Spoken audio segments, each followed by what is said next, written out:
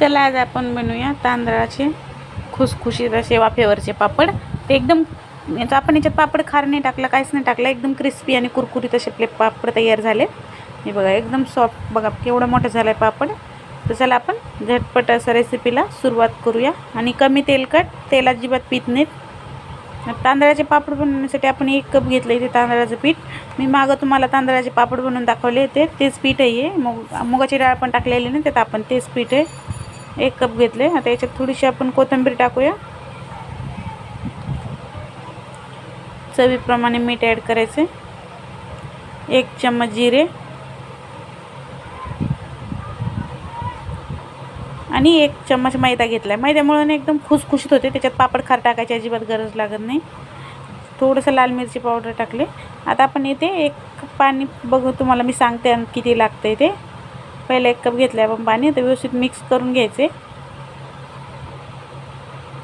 थोडं थोडं टाकून मिक्स करून घ्यायचे.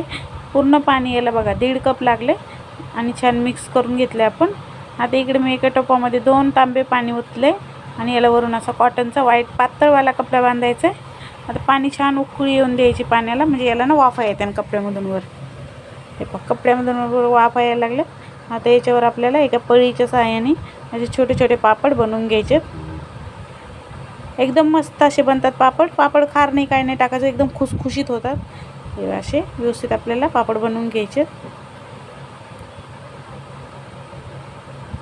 छोटे छोटेच करूया आपण. आणि याला झाकून ठेवायचं आपल्याला. बघा 4 बनवलेत मी. झाकून ठेवायचे आणि 2 ते 3 मिनटच ठेवायचे.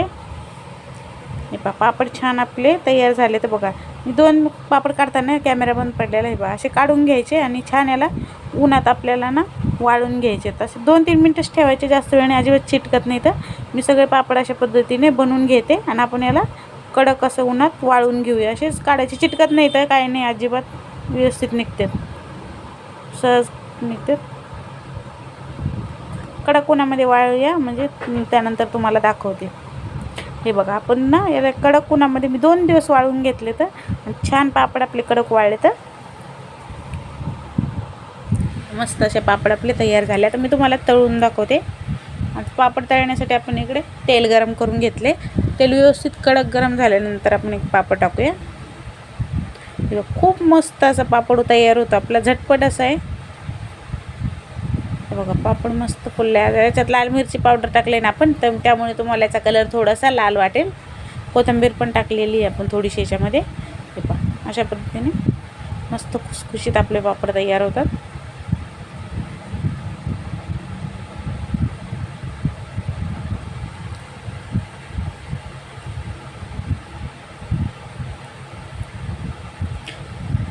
पापड मी तुम्हाला आता तोडून दाखवते. बघा पापड केवढा मोठा झाला आहे. पापड केवढा होता आणि केवढा झाला आहे बघा.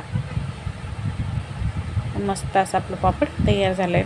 बघा अजिबात तेल पीत नाही अशा पद्धतीने केले तर.